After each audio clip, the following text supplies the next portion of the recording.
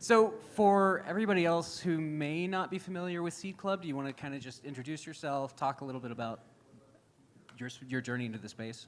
How many people here have heard of Seed Club? I can do some market research. Yeah, that's crazy. That's awesome. Cool. So yeah, Seed Club is a DAO that builds and invests in communities with tokens. We started off as a social token incubator, but our real focus right now is helping to unlock the superpowers that tokens bring to communities. Excellent. And I think your crypto journey started like what, 2017? Excellent. And then how basically like how far into that did you start on the Seed Club journey? I think it started just you and some friends, right? Yeah, I mean, I think we're a year in right now. Okay. Which I think there's a lot of friendly faces out here I see from Berlin 2019. I think one of the first Metacartel demo days, which is a lot of fun. But yeah, Seed Club started August of last year. Okay. We sort of saw a few early social tokens like Karma DAO and the Jam token kind of start to work, and I was like, what's going on here? And I think we saw there was just these three simple building blocks, right? The easy ability to mint tokens, the automated market makers making it easy for any low liquidity tokens to have value, and then I saw James kicking around here, Collabland, making it easy for you to sort of have this experience of being in a community or out of a community if you hold on to tokens. And we just brought like 11 people together into a Telegram group, and well, now you guys know about it, so it's kind of crazy. Was there, I guess, like whenever you are talking about like bringing people in and kind of getting started, I think everybody has started kind of those sort of group chats and everything, and there is like almost a moment of minimum viable community, right? And I'm kind of curious, what was that moment for you, and like when did you start seeing things like coalesce? Was there like an inciting incident, or was it just a slow evolution, I guess? Yeah, I don't know. I mean, for us, I think there was a mission and a time, and people were just excited about it from day one, and it just kept building from there. But our core business is identifying great communities that could use tokens to do something cool with, and so there's we spent a lot of time thinking about what is proof of community, and I don't think there's a great answer to that. I think you can have 5 people that are leaning in together on a mission, and that's great, and you can have 5 million people that don't share the same mission. It's not so much a community. So, we had a very clear interest in the world, I guess, and those 11, 12 people in the Telegram group quickly turned into 20, and now the thousands that are in there right now, and we have a core group of 62 DAO members, and really excited to expand that into the future. Amazing. Could you talk a little bit how you've thought about scaling Seed Club, right? Like, I think the thousands is kind of like a great point, right? Where you're thinking through how to talk to all these people, how to kind of like start building that community, and how did it happen naturally? Or were you just kind of thinking strategically? How did that work? Yeah, I think there's this tension between like open and accessible and big, and like small and nimble and centralized. I mean, like, maybe that's not the right exact axes to define it on, but we very much lean into, like, Seed Club is a permission DAO. We have our token holders, our tokens are non-transferable. They're in the hands of people who are contributing. And so we sort of have our DAO over here, and then we have our community, which is Discord and Telegram and Twitter of many thousands of people. And so they're very much distinct groups that we talked with and interact with in a different way. And I think our job in the next little while is to bring those together.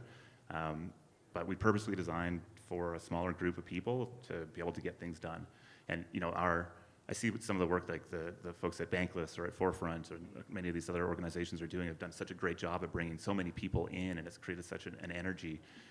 But at our core, we work with projects who are early, who are trying to come up with and make tough decisions, design these communities, design tokens. These are conversations that mostly shouldn't happen in public. And so I think our challenge right now is like, how do we bring the power of these sort of open, the hive mind to work on individual projects? And I think we're getting close to it, so pretty exciting there. I think in another interview, you described Seed Club's sweet spot as like 0 to 1 or 1 to 10, in that sort of window, right? Like, is that how you're thinking about it? Yeah, we're most interested in communities that are, like just starting out, like the fledgling, or? I think it's 0 to 1 with their token. So I think there's a number of communities that we're working with that are thousands, millions of people, but there's a unique challenge that comes with putting a token out into the world where there's a million people that might pay attention to it. If you've been in any of the DeFi airdrop Telegram groups, you go, maybe not the place I want to go hang out with all these people all the time. No disrespect to any of you that are in here that love that, but yeah, like the 0 to 1 with the token is really where we want to play. But again, that's a huge design space, so I don't know if that's actually super helpful in filtering down too much. Fair. Well, I guess I guess that would be another direction to take this. Though, is I am really curious, right? Like whether you're starting out with 10 people in your community or 1,000 or 1,000,000 people in your community, like how do you kind of encourage people to start thinking about that initial token sort of design or modeling it out? So the question I get asked all the time is like, what's the template to go do this? And there isn't a template to go do it. So I always say it's like the case study phase, not the template phase. And I think these community tokens and DAOs are going to look a lot more like startups, and they're going to look like push button, mint token, play in a well understood economic model. So like everything from distribution to economic design to the vibes that you have in your community, these are all sort of the creative aspects that you have to play with. And so we like that we get into the trenches with individual founders, project leaders, creators to create something. So I really see our job as like, how do we bring like as much of the let's call it just Web3 generally, sort of the legal, distribution, design, et cetera, to these creative human beings that have a vision for where they want their community to go or the mission that they're on. If we can bring those together, cool things are going to happen more often than not. Nice. Okay. Are you a personal token maximalist? Like, do you think that do you think ultimately like every community is going to have a token, or do you think there are like attributes that people should be considering? I think most people shouldn't have tokens. Like, it's a crazy thing to go do, to put a token out into the world and people to buy it, and then you're like, what? I have responsibility for this thing, and it's going to continue on. So I think like I'm sure there's some folks in here that we've chatted before, and they're like, I want to go do a token, and my first probably 1 or 2 conversations is trying to convince them not to go do it. And it's from our point of view, we C Club basically helps launch tokens, and we earn tokens for that. So our treasury is tied to the success of these projects. And so the idea of working with somebody who's in it for a part-time, not fully committed way is quite terrifying to me, actually, if we think that the long-term value of what we do is being a good curator of projects. And so folks who've come through our program, it's the first week is like, if you walk away thinking that this is going to be an easy, fun thing to do, then you just haven't been paying attention. Luckily, most people here are pretty values and vision based, and I think that's, recognize the gravity of what they're doing. So yeah, I could see a world where there's a lot more personal tokens and community tokens out there, but it's a very different thing to go create than just launching a community. Well, and I think you even at one point, like you talked about the time horizon for personal tokens is actually a lot. It's not like starting a Substack or something where it's like, I will do it until I'm tired of it, then I'm going to stop. Like when you're creating that token, that's like a perpetual community that you're sort of pushing out into the world, right? Yeah, I think you can launch tokens with finite time zones on it. Just the thing that I always think about is somebody's going to buy this thing and have an expectation in that purchase. Sometimes that expectation is unreasonable, so we can set them off to the side. But for the most part, people are earnestly wanting to support things. And so what is the commitment that I'm making to you as somebody who's putting a token out? And the focus for C Club is in community tokens. And so and that's separate from like a creator coin or a personal token, because we think that communities can have longevity beyond any individual person. And in fact, they benefit from this idea of let's come together and go on this journey together. So yeah. That totally makes sense. I mean, I guess, is there I know you said there's no template, but I am curious, does C Club have like investment thesis on those type of communities? Or is like, how do you think about that? How do you approach and look at communities and measure value, I guess? That's a great question. So we just we're recruited for our 3rd cohort that's kicking off at the end of this month. We had 80 applicants. We work with usually 12, and we actually worked with the Mir team over this last few weeks to build a general version of the right race. So our token holders are actually voting on which projects come in. So it's like doing the right race, but the club tokens are sort of the deciding factor. But of course, there's still a whole huge amount of information asymmetry as we have an opportunity to speak to. We have a whole committee that's focused on helping to choose, I guess, great projects. So we're looking for proof of community. We're looking for there to be some big mission that folks are on. But ultimately, it's a bet on the person or people that are behind it. So I think it looks a lot more like how do you choose a great startup probably is the same thing as how you choose a great community token. There's just some different variables in there. Nice. And when you're saying 12 last one, are you continuing to scale up kind of like the cohort sizes as the community grows, or how are you thinking about Well, maintaining that? we had a 3-way tie for 12th place this time, so I think we're scaling it up this time. Kind of have to, right? Yeah. I think there will always be a tension between wanting, like there's just a ton of demand for this. Our funnel is really large, and we're just taking it slow. So I would assume that we scale it up, but there's a lot of things that we need to figure out before we go do that. That totally makes sense. Interesting. I guess like I'm kind of curious, where are you seeing kind of on the community side of growth? Like where are you seeing? I feel like the space has kind of exploded over the last 6 months at least, right? Like It's been wild. it's been crazy. Where are you kind of? I guess where have you been surprised lately? Like in terms of like, I didn't even think about that. Every week I'm surprised. Yeah. Okay. Yeah. Are there any buckets that falls into? Is it just everything is so unique and different, it's hard to even categorize it? Like, where are you seeing kind of like that interest?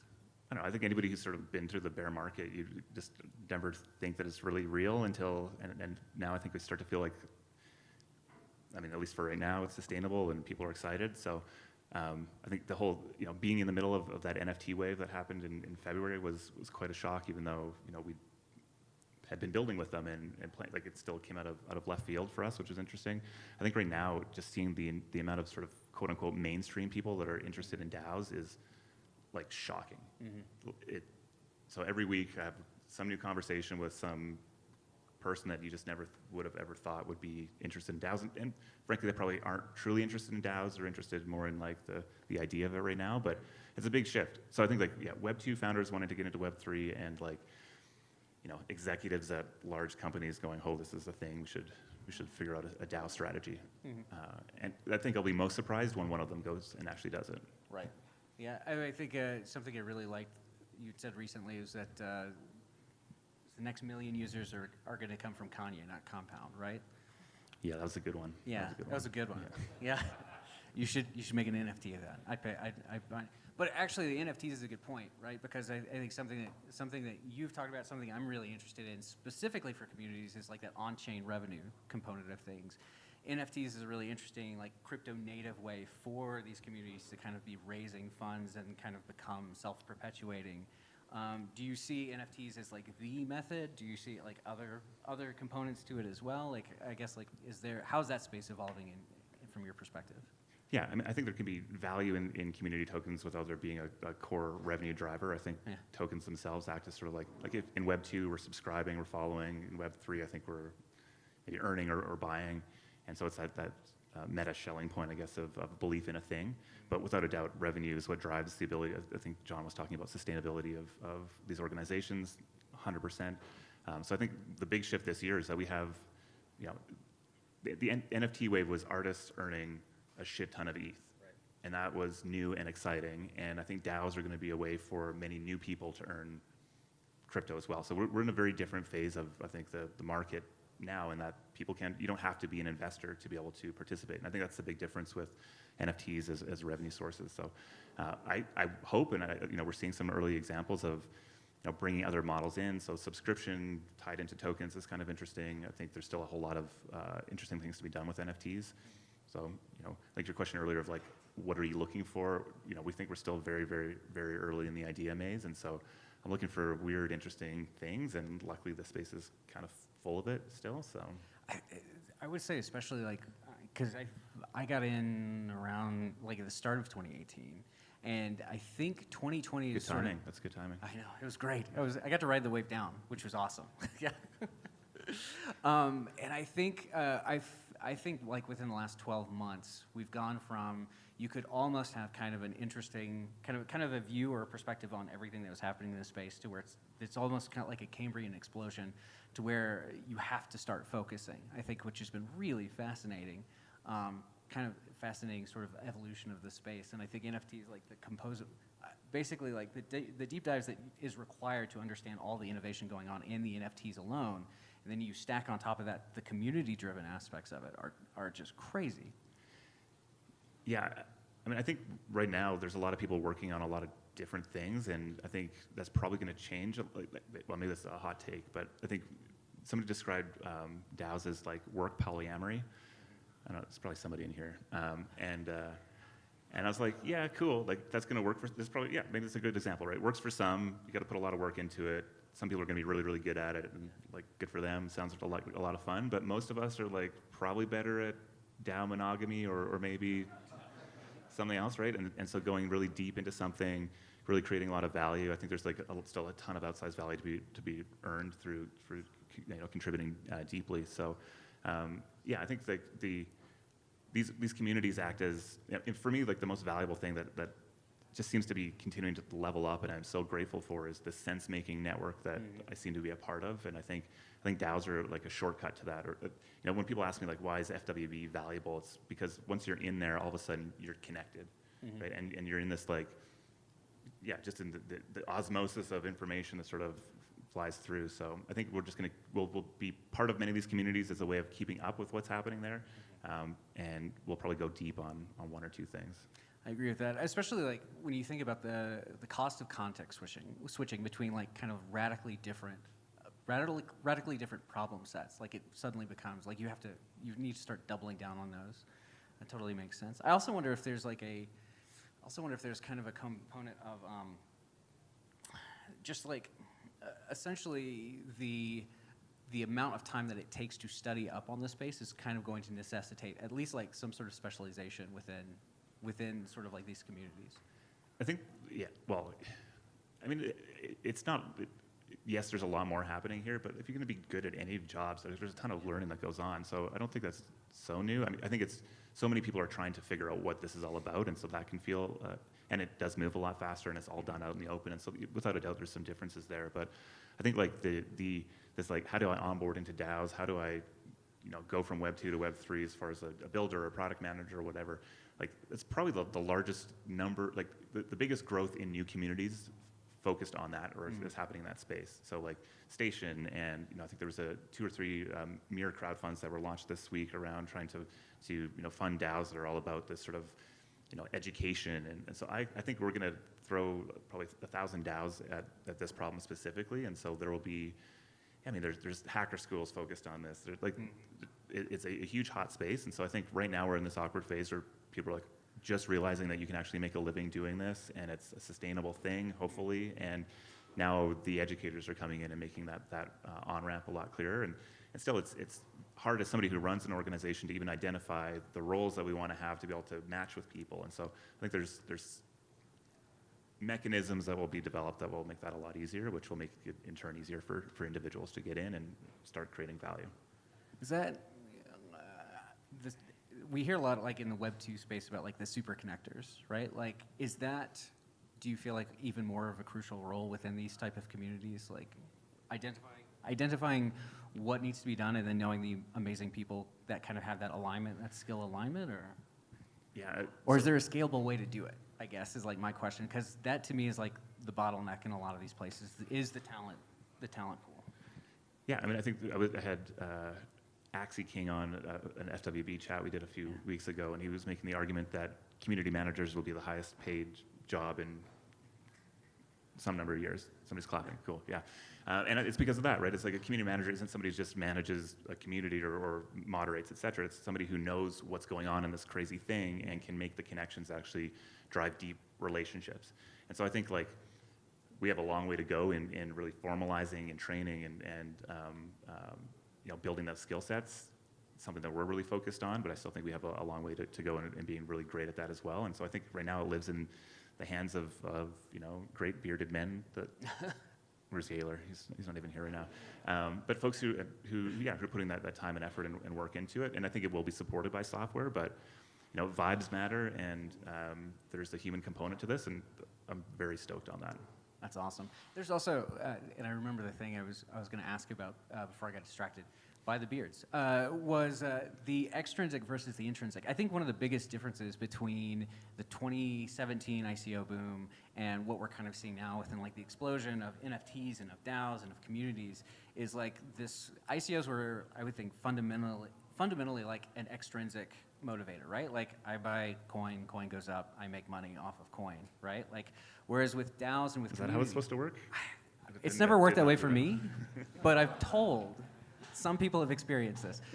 Yeah. So, but whereas like when we're seeing with the NFTs, with the communities, like we're talking more about like this intrinsic sort of like belonging to a community. Like there's it's almost like an endowment effect going on where you get like you contribute to a DAO or a community, you get those back, and you start actually valuing that because that doesn't just represent like a coin of a thing. That represents the time that you and effort you spent into sowing into that community, which I think is kind of dope.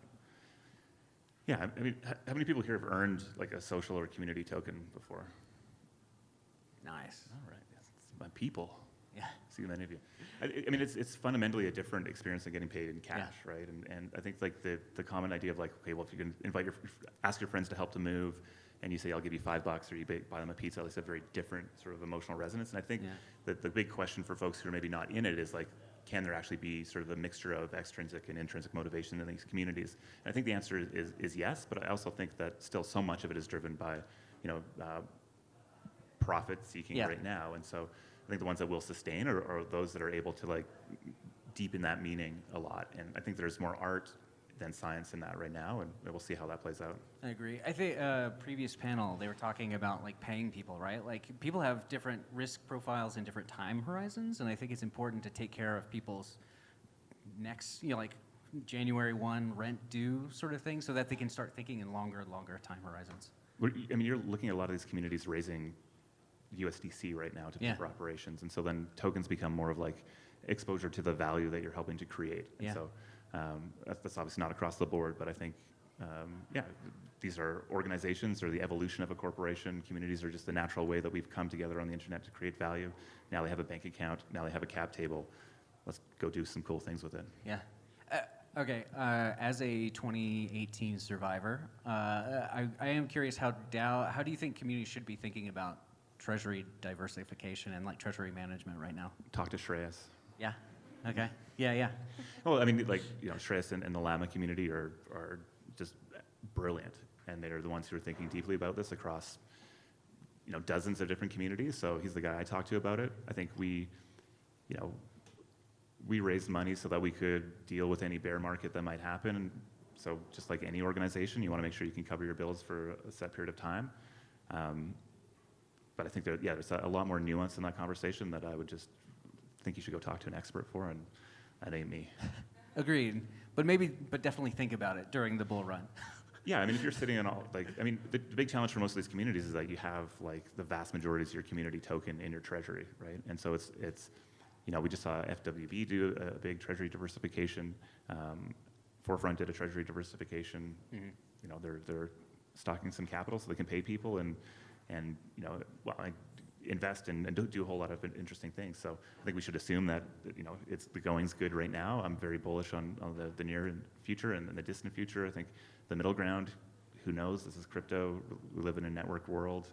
Things get weird quickly and get fun quickly again. So it's the ride we sign up to. So yeah, we preach being conservative and wanting to stick around for many years rather than many months. Mm-hmm. I love that. So I think one of the questions I'm really curious about is essentially like what's next? Like where are you seeing kind of like C Club expanding and like how are you kind of thinking in terms of like, I guess that growth, that long-term mindset? Our big focus right now is just making sure we do what we do right now really well. And I think that's probably the biggest challenge I have as you look out at like, I see all of you and I know all the cool things that you're doing right now and I'm like, yes, I want to do that. And so how do I, and so luckily I have a team who are very, through the look in their eyes, I realize, oh, right, maybe we shouldn't go do these 10 other things, we should just stay focused. But so yeah, we're in the process of really better defining the incentive mechanisms we're using to, reward and maintain the cohorts that we run. And there's just an amazing group of talent that are coming in to work with us right now, and so we want to make sure that we can put them to work in the highest value way. And there's just a ton of work to do that. And yeah, we want to scale the sort of core business that we have. But there's the joy I think about like the insight I think around starting Seed Club was we just wanted to learn faster than we would by ourselves, and so people came together to go do it. And now we're scaling that slowly but steadily. And so my guess is all the most interesting, cool things are not going to be done by us, but will be done by the communities that we help set up, and then probably the communities that they help set up. And so sooner or later, we'll just be like the old people that were like, I remember when. remember 2021? Yeah, That was yeah. a thing, and, Yeah. and the cool stuff's happening at the edges, and that hopefully people come and tell me about it so I can ape in. Okay, I think close to done. I would say like last question, or maybe one of the last questions would be like, if you could put a bounty on any community, it was like, I oh thought my that was going in a God. different direction. Yeah. If you could though, like, if there, like, what community do you wish you could onboard into like a community token? So like probably we have like a rule where we don't go out and do any business development. I'm not never going to try to go convince somebody to go do a token. Mm-hmm. I think like this earnest desire to want to go do this is absolutely essential to be aligned with like the long-term vision we have. And yeah, so like whoever, if you have a dope community and you're doing cool things, like come talk to us. We'd probably want to work with you. You know, I think there's a lot of interesting musicians, huge YouTubers, like a lot of cool things happening.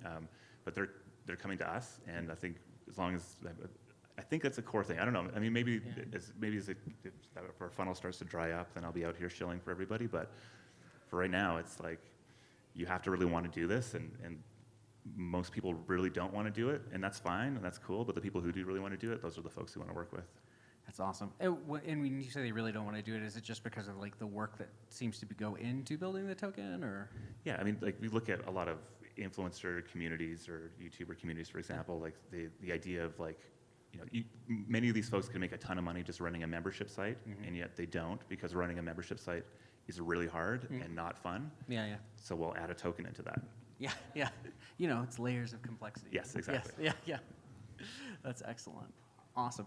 And out of curiosity, like whenever you look for kind of like those characteristics, or the folks that are approaching you, well, actually, for folks who don't necessarily haven't talked to you yet or haven't gotten to C Club, like how should they be looking at C Club? I know you guys had 80 applicants last time. Like what are the touch points?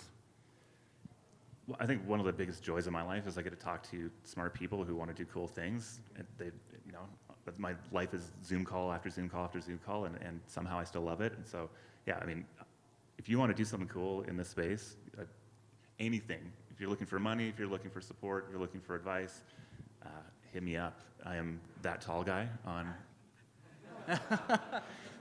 See, I chose that Twitter handle for when we were still hanging out in real life, and it makes a lot more sense. And on the internet, people are like, are you really tall? You're just like, can you just lift your laptop up? Exactly. Yeah, yeah. I should put a measuring stick behind my computer. I should. Yes, yes. Is that a thing we should do? I like that. Yeah, listen, I think my bet is that the coolest thing is not within C Club. The best aligned, you know, contributor is not in C Club right now. So my DMs are open. Our team's DMs are open. C Club on Discord and on Twitter, and we have a podcast coming out. So if you want to talk about cool stuff related to community tokens, maybe we should do that. If you're in Friends with Benefits, every Thursday afternoon we do a social token chat. You should come hang out there. I was kind of laughing a little bit about like coming up here, and somebody's like, well, what are you going to talk about? And I'm like, I have absolutely no idea, because I'm on the internet all the time talking about it already. So I tried to find some new questions. Hopefully you got a couple. he's good, right? You did a good job. Yeah. I appreciate the book. Yeah. There we go. We good? Awesome. Thank you so much. Thanks everybody Thanks, for folks. listening. Yeah.